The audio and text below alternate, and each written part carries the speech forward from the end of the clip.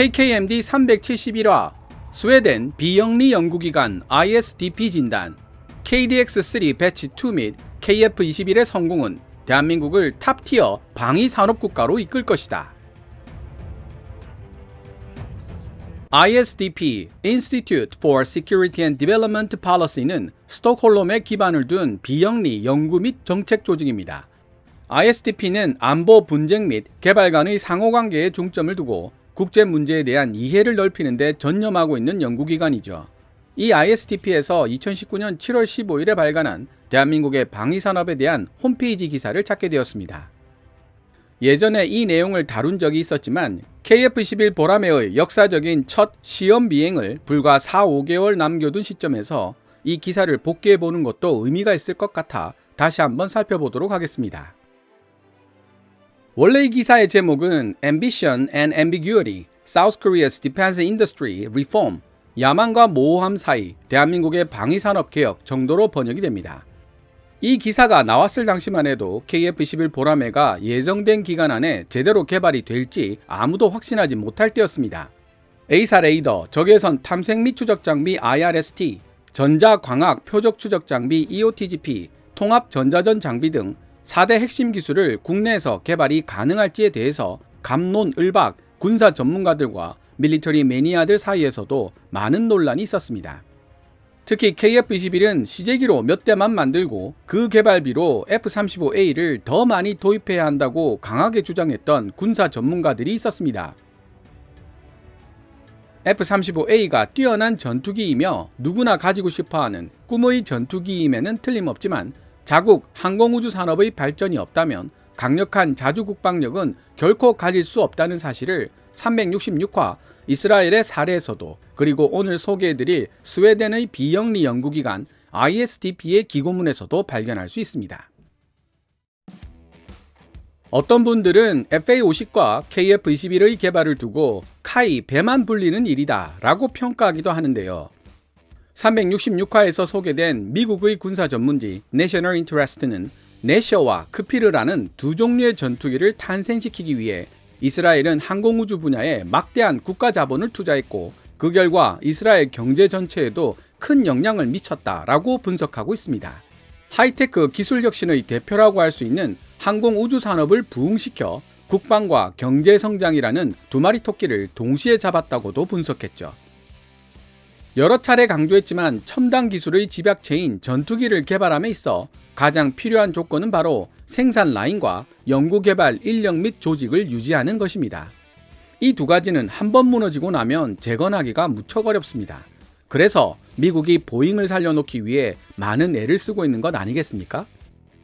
미국의 보잉 살리기를 두고 당연한 것이다 라고 말할 수 있다면 FA-50과 KF-21의 개발을 두고 카이 배만 불리는 일이다 라고 단언하는 것은 합리적이지 않다는 생각이 듭니다. KF-21 전투기 하나에 들어가는 부품만 몇십만 개이고 들어가는 전선을 길게 펼치면 몇십 킬로미터 길이가 된다고 합니다. 국산화율 65%의 부품 하나하나, 전선 하나하나가 바로 우리 기업들의 먹거리가 되고 경제 활력의 원천이 된다는 뜻입니다. 대한민국 방위산업이 가지고 있는 가능성과 리스크를 동시에 살펴보고 있는 이 기사를 함께 보고 각자 생각해보는 시간을 가져보셨으면 좋겠네요. 기사 원문은 노란색 글자로 표시됩니다. 대한민국은 지난 2년 동안 대대적인 국방개혁 프로그램을 진행해왔으며 그 결과 대한민국의 방위산업에 대한 야망은 눈에 띄게 커져왔다. 이 프로그램은 국방 부문의 성장을 통해 대한민국의 전반적인 경제발전을 지원하는 동시에 대한민국 육해공군을 위한 고품질의 무기를 제조하고 대한민국을 최고의 무기 생산국으로 끌어올리는 데 초점을 맞춘다는 목표를 가지고 있다. 대한민국 방위산업의 성장 배경, 국방비 지출의 증가. 지난 몇 년 동안 전 세계적으로 군사비 지출이 급증하는 현상이 목격되었다. 2018년에는 1조 8,220억 달러, 한화 약 2,114조 원을 넘어섰는데 이는 2009년 전체보다 5.4% 증가한 수치이다. 군비 지출 증가와 더불어 주요 무기의 국제거래 물량도 상당 부분 증가했으며 그 결과 2014년에서 2018년 동안 전 세계 각국의 무기 수출 산업은 2009년에서 2013년에 비해 7.8% 성장했다. 이러한 군비와 무기 수출 증가 현상은 최근 들어 활발한 군사 활동과 안보 분쟁의 급증을 보여온 아시아 국가들에 크게 기인한다고 볼 수 있다. 아시아는 전 세계 군비 지출의 28% 이상을 차지하고 있으며 군비 지출 상위 15개 국가들 중 아시아를 대표하는 중국, 인도, 일본, 대한민국, 호주 등 5개 국가는 지난 10년 동안 그 어떤 지역보다도 많이 군비를 증가시킨 것으로 나타났다. 군비 지출과 국방력 개발을 우선시하는 아시아 국가들 중 대한민국은 가장 강력한 성장 궤적 중 하나를 보여줘 왔다. 2018년에는 2009년에 비해 28% 증가한 431억 달러, 한화 약 50조 원을 투자한 대한민국은 현재 시프리, 스톡홀름 국제평화연구소가 선정한 군비 지출 순위에서 10위를 차지하며 전 세계 지분의 2.4%를 차지하고 있다. 부활한 야망, 국방개혁 2.0과 최근 성과들. 2018년 7월 출범한 국방개혁 2.0의 핵심 목표는 방위산업 투자에 우선순위를 두는 것이다. 이 새로운 계획은 방위산업 분야의 수출에 강한 중점을 두면서 슬림하지만 보다 효율적인 대한민국 군을 만들고자 하는 열망에 의해 추진되고 있다.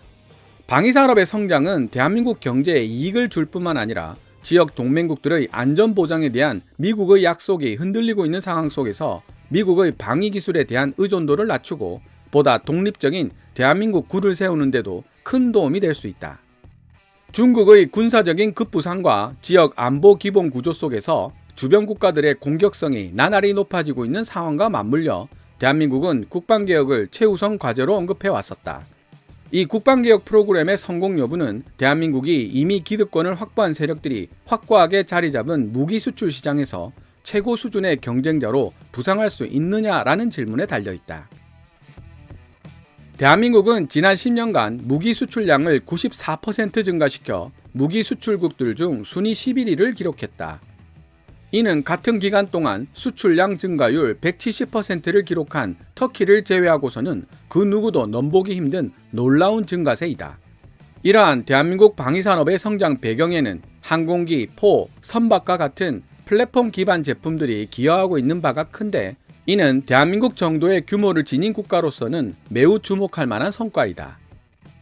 대한민국이 생산하고 있는 기술적으로 진보된 무기들은 미국과 유럽에서 생산되고 있는 고품질 장비에 대한 양질의 대안을 제공하기 위해 노력하고 연구한 결과로 탄생되었다. 성공적인 무기 플랫폼 수출의 예로는 한국 항공우주산업 카이의 T-50 고등훈련기 및 T-50의 무장 버전인 FA-50 파이팅 이글과 최근 에스토니아, 핀란드, 노르웨이가 구매한 K9 155mm 자주포 등이 있으며 대한민국이 만든 주력 전차인 K2는 현재 몇몇 해외 육군이 구매를 검토하고 있는 중이다. 2022년 1월의 시점에서 보자면 K9 자주포의 인도, 호주 수출 확정 및 AS-21 레드백이 호주에서 최종 선정을 기다리고 있다는 사실이 추가될 수 있고 천궁2를 아랍에미리트에 판매하는 데 성공한 것도 추가될 수 있습니다. 또한 2012년과 2013년 국내 조선업계 빅3 중 하나인 대우조선해양은 치열한 경쟁을 뚫고 영국 왕립 해군 및 노르웨이 해군을 위한 대형 구뷰선을 생산하는 계약을 체결하기도 했다. 위험 요소, 좌절과 함정. 대한민국 방위산업은 2010년대 내내 제법 인상적인 매출을 올렸지만 그렇다고 완전히 순탄한 항해를 한 것은 아니었다. 최근 발생한 가장 큰 예상치 못한 차질은 과거 잘 팔리고 있던 한국 항공우주산업 카이의 T-50Z 훈련기 350대를 미 공군에 판매하기 위한 입찰에 실패한 사건이었다.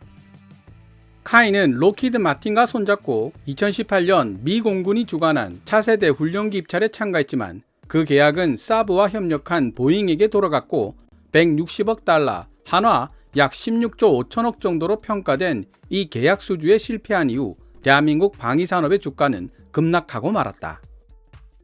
하지만 2021년 들어 V4G 개념을 내세우며 실전 전투기와 유사한 성능을 지닌 전술훈련기, 일명 고등 전술훈련기 ATT의 도입을 주장하고 있는 미 공군은 최대 400대의 고등 전술훈련기를 도입하려 하고 있습니다. 그리고 이 고등 전술 훈련기가 요구하고 있는 ROC 작전 요구 능력을 제대로 만족시키는 동시에 미국에서 생산되는 전투기라는 요건까지 충족하는 기종은 바로 록히드 마틴 앤 카이의 TF-50밖에 없는 상황입니다. 게다가 방위산업의 확장에 대한 유네스코 통계원의 발표에 따르면 이스라엘을 제외하고서 가장 많은 군사 연구개발비를 지출하는 동시에 플랫폼 기반 개발에 상당한 투자를 하고 있는 나라가 바로 대한민국이지만 이러한 접근 방식에는 항상 녹록하지 않은 장애물이 존재하고 있다. 이미 확고한 입지를 다지고 있는 무기 수출업계의 강자 미국, 러시아, 프랑스 등은 말할 것도 없고 터키, 인도, 일본 등 대한민국과 비슷한 등급의 국가들 중에서도 계약 수주를 위해 치열한 경쟁을 펼치는 나라들도 여럿 있다. 그 결과 외국 정부로부터의 거액의 계약을 따내기 위한 경쟁이 극도로 치열해졌고 대한민국의 현재 위상으로는 앞서 언급한 최상위 무기 수출국 그룹에 진입하기가 힘들 수도 있다. 게다가 무기 수출과 관련된 거액의 계약들 대다수가 정부 대 정부의 계약이기 때문에 계약 수주에 성공하기 위해서는 단 한 부서라도 예외 없이 대한민국 정부 조직 전체가 이 정책을 수용해야 할 필요가 생긴다. 또한 한미동맹의 안정성을 위협하지 않는 범위 내에서 대한민국의 자주국방 능력을 성공적으로 성장시킬 수 있도록 이를 제대로 추진하기 위해서는 주한미군에 대한 역량도 고려되어야 할 것이다. 이렇게 고려되어야 할 측면 중 하나가 바로 명령과 통제 그리고 고도의 준비 태세를 결합시키는 일에 초점을 맞추는 것이다. 이런 목적을 달성하기 위해서 연합군이 사용하는 모든 방위 장비들은 상호 운용성이 있어야만 한다. 만약 대한민국이 자체 생산한 무기를 더 많이 활용하게 된다면 미군과의 상호 운용성이 위태로워질 수 있다. 앞으로의 전망, 추가적인 성장을 위한 기회. 위에서 언급된 잠재적인 위험성과 실패에도 불구하고 대한민국의 방산업계는 지속적으로 완연한 회복세를 보여왔는데 이는 앞으로도 수출에 있어 지속적으로 강세를 보일 것이 분명한 분야인 유명한 대한민국의 조선산업 때문이다. 최근 대우조선해양과 인도네시아 사이에 이미 계약한 3척의 장보고급 디젤 전기 공격용 잠수함 외에 3척을 추가해 총 6척의 장보고급 잠수함을 생산한다는 대규모 거래가 체결되었다. 수주 규모는 대략 10억 달러, 한화 1조 6천억 이상으로 추정되고 있다. 현대중공업도 2020년과 2021년에 인도될 예정인 필리핀 해군용 미사일 구축함 2척을 생산하고 있는 중이기 때문에 현재 대한민국이 추진 중인 주요 전투함 건조 사업은 이뿐만이 아니다.